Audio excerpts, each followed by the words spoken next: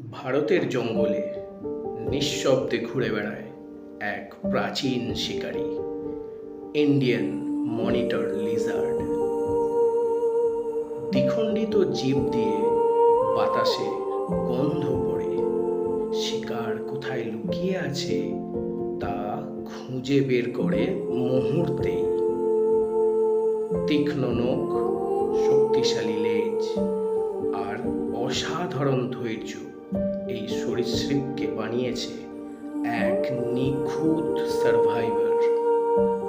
গাছে উঠতে পারে, জলে সাঁতার কাটতেও খুবই ওস্তাদ, এমনকি সাপ শিকার করতেও পারে এই গুইসাপ। জঙ্গলে ওকে দেখতে পাওয়া মানেই প্রকৃতির এক জীবন্ত ডাইনোসরের সামনে দাঁড়িয়ে থাকা।